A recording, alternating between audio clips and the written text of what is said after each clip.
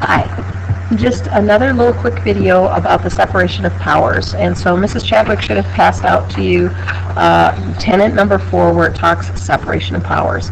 Separation of powers is actually attached to limited government because it's the entire process of, I guess process is the wrong word, it's the entire concept that no branch is supposed to become more powerful than the other. And our founding fathers were very, very important that the executive branch would become more powerful than the legislative branch. Remember, they just came from a very powerful king. And so they put limits on our Constitution and then limits on each of the branches in order to prevent that from happening. So let's take a look at this funny cartoon. We have a hawk, a dove, in Congress. Is he really going to stay like that until after the elections? The 2014 or 2016 elections. And it's kind of the idea of Congress versus the government versus everything that was going on with ISIS and Iraq. Hold on, I got to open up the zip file. I forgot that I had to do that. Here it is. And so what we're going to fill out at the top of the notes is where it says expressed, implied, and concurrent. That's all we're going to fill in. And then we're going to have you flip over your paper and use the Constitution that all of you guys have. It's all stapled. And we're going to have you fill in the powers that the government has. So we're just, like I said, we're going to just fill in a couple pieces of information here. All right, so when we're talking about expressed, implied, and there we go. It's kind of making me nervous here.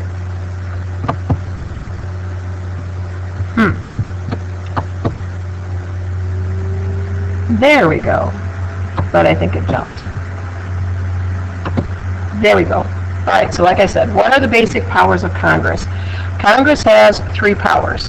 They have express powers, which are sometimes called delegated powers. They have delegated or expressed or inherent, but powers that are specifically written in the Constitution in Article 1, actually Section 8, 1 through 17. So you can go and you can look at those powers and you can identify what the government can do. Implied powers are powers that are suggested in the Constitution. And my old government teacher used to say, if you squint and tilt your head a little bit, you can see the powers of that government. And non-legislative powers, which I realized I left off of your notes, these are just powers that Congress has nothing to do with the lawmaking system.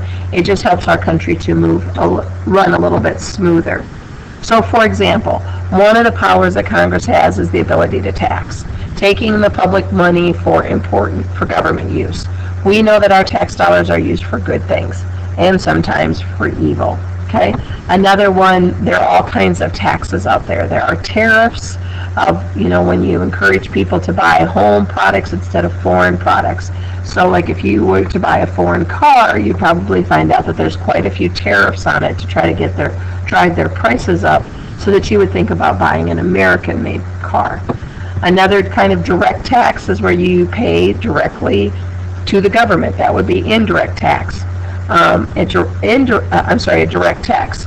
An indirect tax is like you pay it, but it goes through another source. So, for example, when I go and buy a loaf of bread, at the bottom of my receipt, there is a sales tax.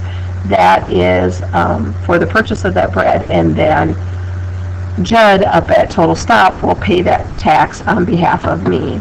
Okay, so that is actually where we're going to stop. So what I am going to have you do is I am going to have you flip your paper over, and if you'll notice there's basically 3 columns. I tried the best of I can, so like the legislative branch just goes to the top a little bit with the stars in there, and then the executive branch kind of the same thing. If you open your Constitution, you're going to find out that in Article 1, Section 8, 1 through 17, you can just use the headings and fill those in. Occasionally there's going to be a blank that maybe won't make the most sense. You have my permission to skip that until we talk about it tomorrow, okay? So work together, work as a team, and we'll see you guys tomorrow. Have a good day.